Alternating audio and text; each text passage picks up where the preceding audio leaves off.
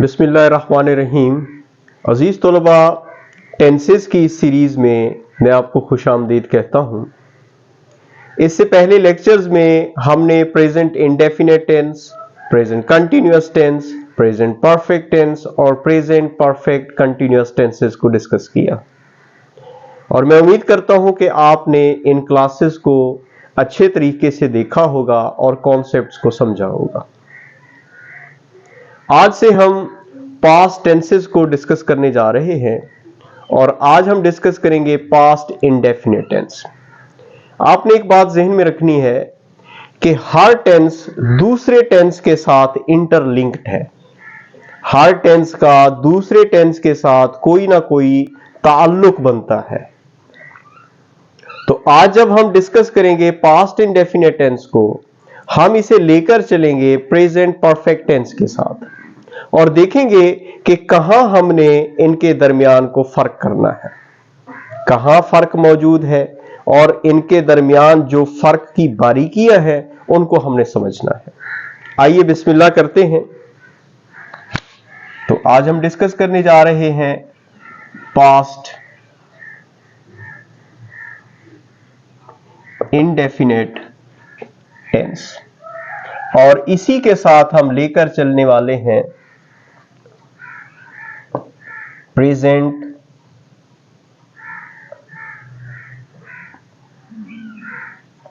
Perfect tense को।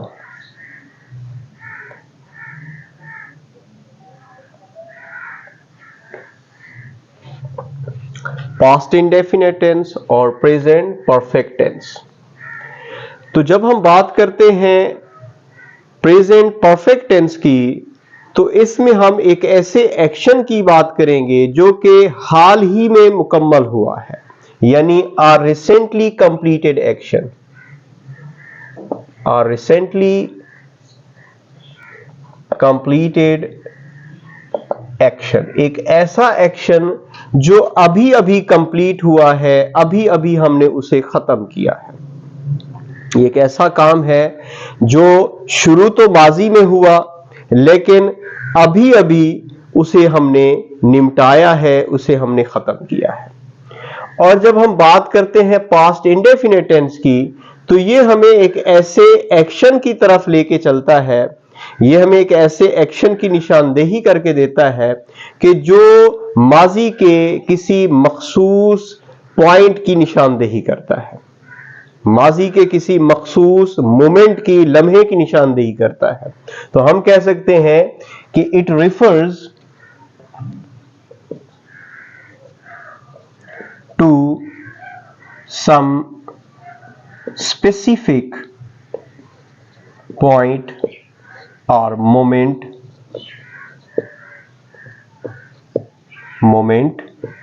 इन the past.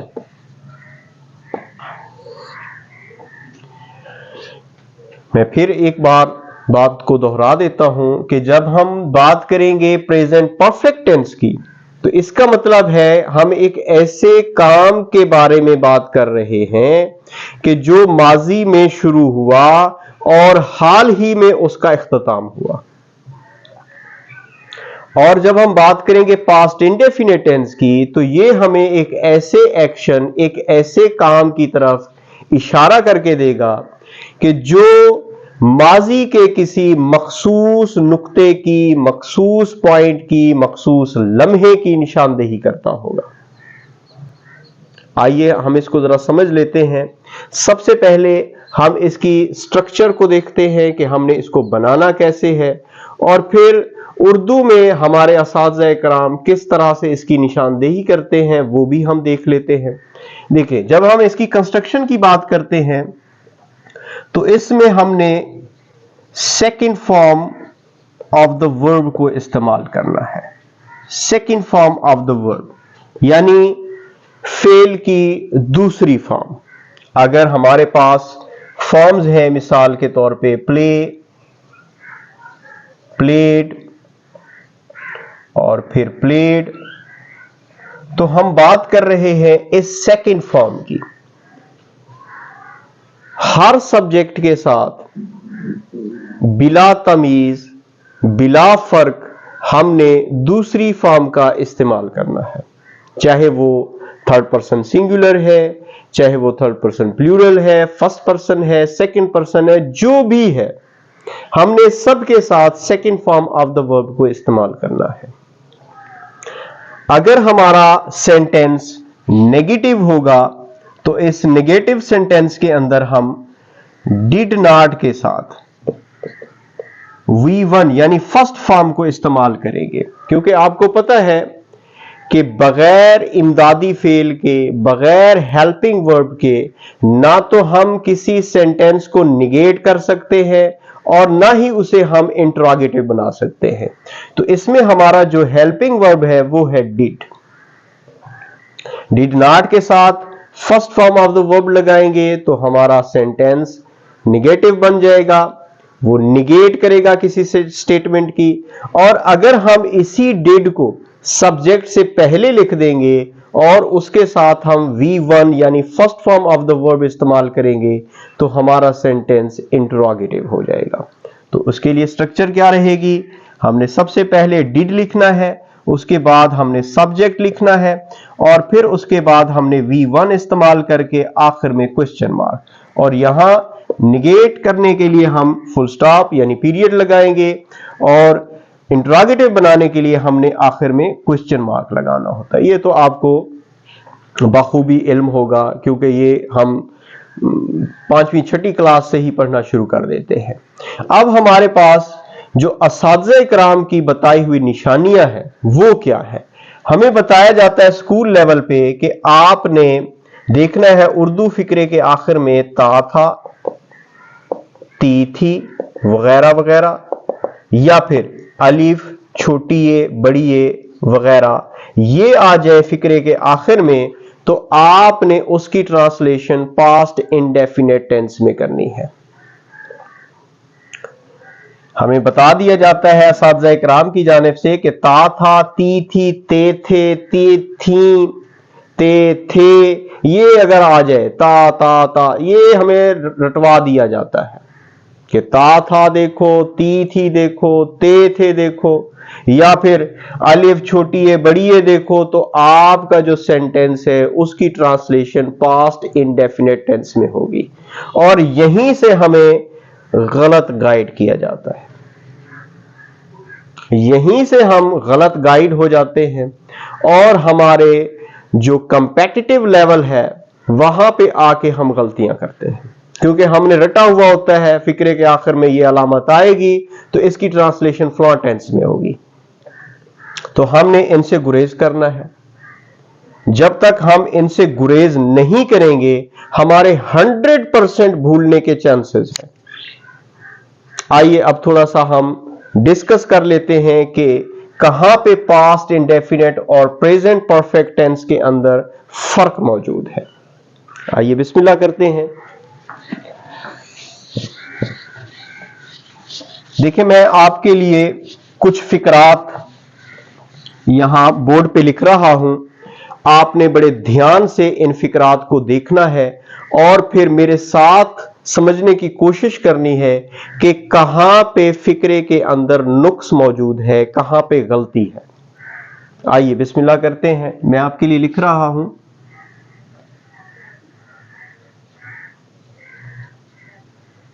I drank a glass of water। एक और sentence लिख रहा हूं, I have drunk a glass of water। पहले तो आप इन दो फिकरात के दरमियान मुझे बताइए कि कौन सा सेंटेंस पास्ट का है। मैं ये नहीं कह रहा कि past indefinite, past continuous, past perfect या पास्ट परफेक्ट कंटिन्यूअस। मैं ये कह रहा हूं कि कौन सा जो टेंस है इसके अंदर पास्ट की निशानदेही कर रहा है। आप जरा ध्यान से देखिए, मैंने लिखा I drank a glass of water, मैंने यहां पे आपके लिए सेकंड फॉर्म इस्तेमाल की है।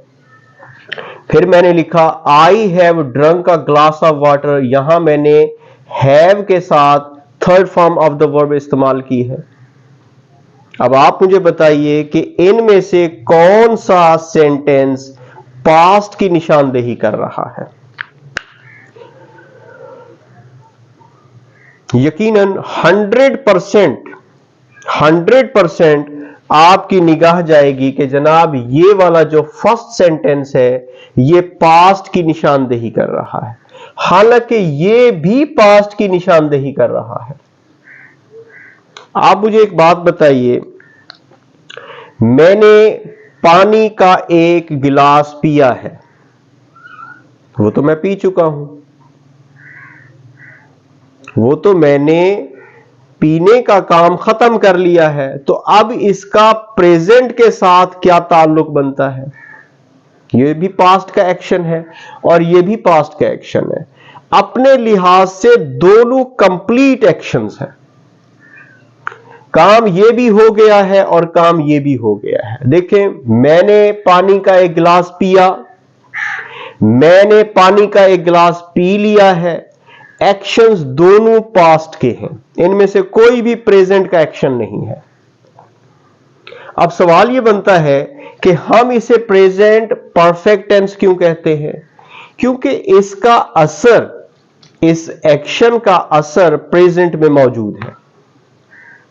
मिसाल के तौर पर, मैंने पानी का एक गिलास अभी अभी पिया है और मेरे लिए पानी का एक और गिलास लाया जाता है, क्या मैं उसे पीऊंगा?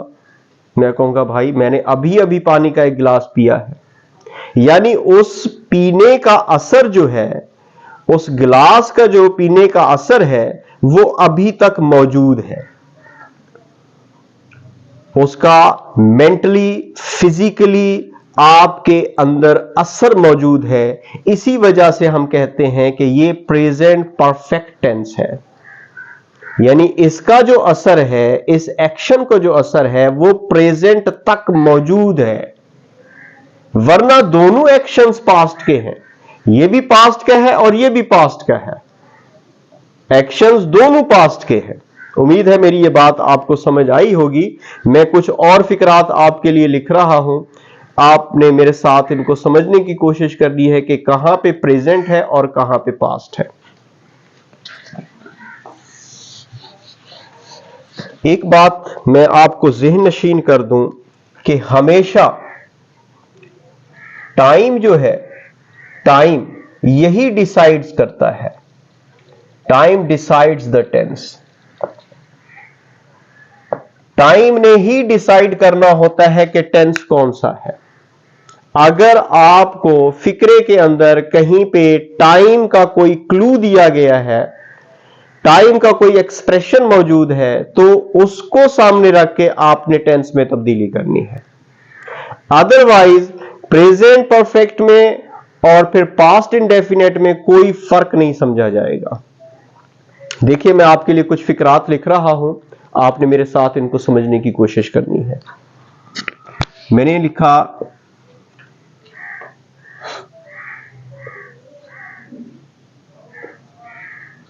I have bought this new pen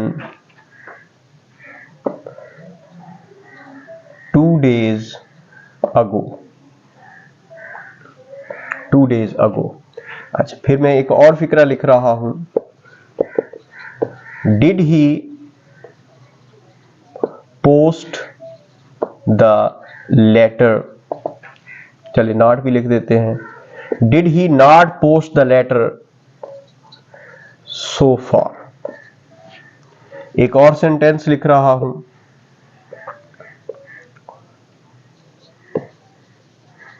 I have been collecting 50 books. 50 books for my library since you met me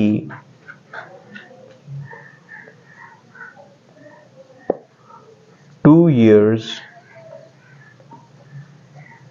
before. मैंने आपके लिए ये 3 सेंटेंसेस लिखे हैं, आप जरा इनको ध्यान से समझने की कोशिश कीजिए। मैं आपके लिए इनकी ट्रांसलेशन भी कर देता हूं ताकि आपको समझने में मजीद आसानी हो जाए। देखें, I have bought this new pen 2 days ago. मैंने 2 दिन पहले ये नया कलम खरीदा है। मैंने 2 दिन पहले ये नया कलम खरीदा है। नीचे आ जाइए, Did he not post the letter so far? क्या उसने अभी तक ये खत पोस्ट नहीं किया है? क्या उसने अभी तक ये खत पोस्ट नहीं किया है, डाक में नहीं डाला है?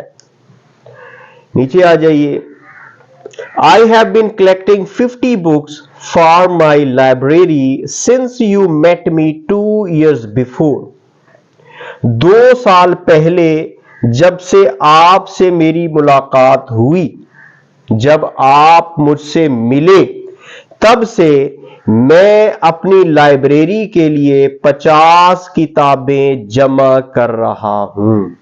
तब से मैं अपनी लाइब्रेरी के लिए 50 किताबें जमा कर रहा हूं। अब ये 3 सेंटेंसेस है, आप जरा इनको ध्यान से देखिए, पढ़िए और समझने की कोशिश कीजिए कि कहां कौन से टेंस को हमने इस्तेमाल करना है। एग्जामिनर इसी तरह आपको सेंटेंसेस दिया करते हैं और फिर यकीनी तौर पे हमारे जो बच्चे हैं वो गलती का एहतमाल होता है उनके अंदर, वो गलतियां करते हैं क्योंकि उनको सिखा दिया जाता है चुका है, चुकी है, चुके हैं, ता था, ती थी, ते थे, ये आएंगे तो फला टेंस होगा, इसकी ट्रांसलेशन फला होगी। आइए अब इनको समझने की कोशिश करते हैं। आप जरा ये जो पहला सेंटेंस है इसको सिर्फ यहां तक पढ़ के देखिए, यहां तक। I have bought this new pen. मैंने ये नया कलम खरीदा है। क्या आपको इसमें कोई गलती नजर आती है? आप कहेंगे सर बिल्कुल नहीं है, कोई गलती नहीं है, क्योंकि ये अपने लिहाज से पास्ट के किसी एक्शन की निशानदेही कर रहा है जो कि अभी अभी कंप्लीट हुआ है। मैंने ये नया कलम खरीद लिया है, प्रेजेंट परफेक्ट टेंस हो गया। अब जब हम इसको यहां से हटाते हैं तो हमारे पास यहां पे टाइम एक्सप्रेशन मिला हुआ है, ये हमें दे दिया गया है अगो। अगो का मतलब है backward from the past, backward from the present, backward from the present. जब हम प्रेजेंट से माजी की तरफ जाते हैं तो हम लिखते हैं अगो। उम्मीद है मेरी बातें आपको समझ आ रही हैं। जब हम प्रेजेंट से बैकवर्ड जाएंगे टाइम के हिसाब से तो हम इस्तेमाल करेंगे अगो, जिसका मीनिंग होगा पहले उर्दू में। हालांकि उर्दू आपने इग्नोर करनी है। जब आप उर्दू को लेकर चलेंगे तो फिर आपके गलती के चांसेस बहुत ज्यादा है। अब मैंने माजी की एक जो निशानदेही है वो यहां आपके लिए कर दी है। माजी का एक पॉइंट जो है वो आपके लिए स्पेसिफिक पॉइंट वो आपको निशानदेही करके दे दिया है। तो अब आप इसको जरा पढ़ के देखिए। I have bought this new pen 2 days ago. मैंने 2 दिन पहले, यानी माजी की बात कर रहे हैं, 2 दिन पहले ये नया कलम खरीदा है। अब मुझे बताइए क्या ये सेंटेंस ठीक है? आप कहेंगे डेफिनेटली ठीक नहीं है सर, ये बिल्कुल गलत है, क्योंकि ये तो पास्ट की इंडिकेशन हो गई है, ये तो पास्ट का एक्सप्रेशन है। जब ये पास्ट का है तो सर इसको प्रेजेंट परफेक्ट से हटाकर हम लिखेंगे पास्ट इंडेफिनिट में। हम लिखेंगे I bought this new pen 2 days ago. अब ऐसा क्यों कर रहे हैं? हम इस अगो को क्यों नहीं खत्म कर रहे? मैंने पहले बताया बेटा कि time decides the tense. Time ने डिसाइड करना होता है टेंस को। जब टाइम आ जाए तो उसी ने लेके चलना है कि टेंस कौन सा है। नेक्स्ट सेंटेंस पे आ जाइए। Did he not post the letter so far. आप इसको जरा यहां तक पढ़ के देखिए। Did he not post the letter, अगर हम यहां पे क्वेश्चन मार्क लगा देते हैं तो हमारा सेंटेंस बिल्कुल ठीक है, ये पास्ट इंडेफिनिट टेंस है। Did he not post the letter, क्या उसने लेटर पोस्ट नहीं किया? क्या उसने लेटर क्या उसने खत डाक में नहीं डाला? तो हमारा सेंटेंस बिल्कुल ठीक है, क्योंकि कोई हमें टाइम एक्सप्रेशन नहीं दिया हुआ। अगर हम इसको टाइम एक्सप्रेशन के बगैर यूं भी लिख दें, मिसाल के तौर पे, has he not posted the letter, has he not posted the letter, और हम यहां सवालिया निशान लगा दें तो भी हमारा फिक्रा ठीक है, दोनों एक्शन पास्ट के हैं। उसने खत को पोस्ट नहीं किया है, उसने खत पोस्ट नहीं किया, दोनों एक्शन पास्ट के हैं। लेकिन जब हम इसके साथ कोई टाइम एक्सप्रेशन देखते हैं तो फिर हमें उस टाइम के मुताबिक इस टेंस को चेंज करना होता है। अब ये सो फार का मतलब है टिल नाउ,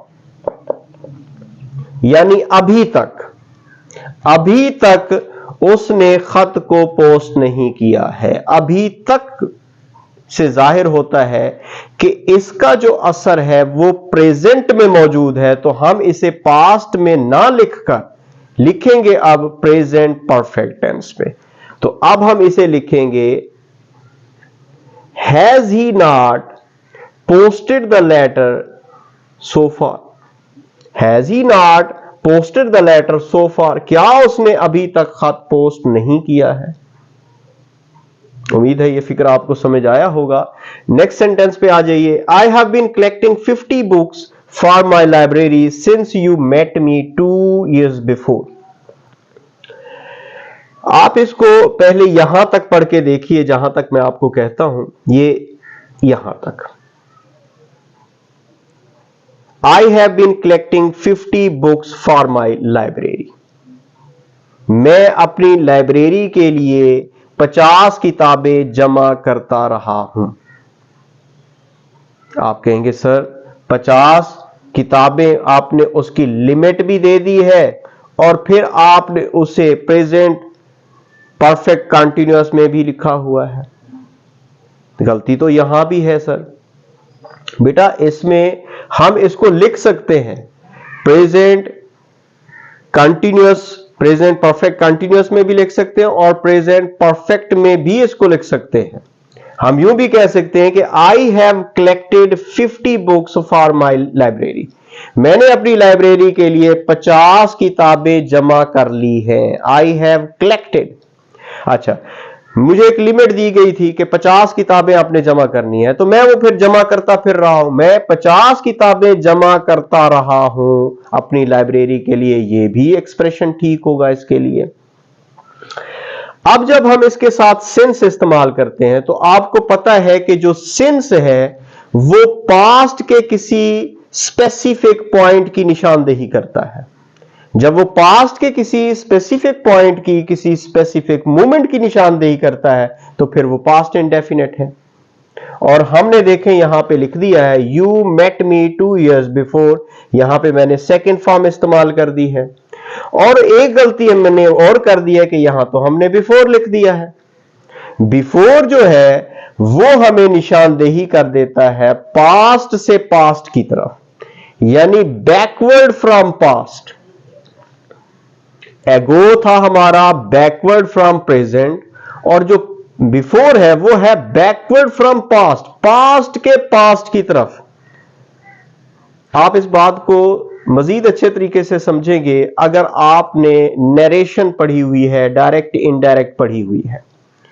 डायरेक्ट इनडायरेक्ट में आपने पढ़ा होता है कि आपका जो पास्ट इंडेफिनिट है वो आपका पास्ट परफेक्ट बन जाता है जब बाहर रिपोर्टिंग जो है वो पास्ट में हो, और जो अगो होता है वो बिफोर में तब्दील हो जाता है, यानी पास्ट का पास्ट हो जाता है। उम्मीद है ये बात आप समझ रहे हैं। जब हमने यहां पे पास्ट लिखा है, ठीक है, और हम ये भी जानते हैं कि जो सिंस है वो पास्ट के किसी स्पेसिफिक पॉइंट की निशानदेही करता है, तो फिर तो हमें यहां पे इसको खत्म करके अगो लिखना होगा। एक तो ये हम इसकी सलाह करेंगे कि सिंस के बाद हमने पास्ट इंडेफिनिट टेंस का इस्तेमाल करना है। और दूसरी बात जो मैं आपको समझाना चाह रहा हूं कि अगर आपका जो एक्शन है, आपके एक्शन का रिजल्ट मौजूद हो, अगर आप किताबें जमा करते रहे हैं फिर तो वो आपका प्रेजेंट परफेक्ट कंटिन्यूअस टेंस है। अगर उसका रिजल्ट मौजूद है 50 किताबें, तो फिर आपने यकीनी तौर पे उसकी ट्रांसलेशन करनी होती है प्रेजेंट परफेक्ट टेंस में। तो अब आपको यहां पे लिखना होगा I have collected 50 books for my library since you met me 2 years ago। अब आपने इस तरह से इसको ट्रांसलेट करना होगा और इस तरह से आपने एग्जामिनर्स की तरफ से चली हुई चाल को समझना होगा। उस जाल के अंदर आपने नहीं फंसना है। उम्मीद है ये बातें आपको समझ आई हैं। इसको दोबारा देखिए, कॉन्सेप्ट को समझिए। अगर आपको लगता है कि कहीं पे कोई कॉन्सेप्ट अधूरा है तो आप मुझे कमेंट्स में लिखिए, मैं वहां पे आपके लिए दस्तयाब हूं। तो अपना ख्याल रखिए। नेक्स्ट वीडियो तक आपसे इजाजत चाहूंगा। मेरे लिए भी दुआ किया करें, अल्लाह तबारक व तआला आपको भी अपने हिफ्ज़-ओ-अमान में रखे। तो नेक्स्ट वीडियो तक अल्लाह निगहबान।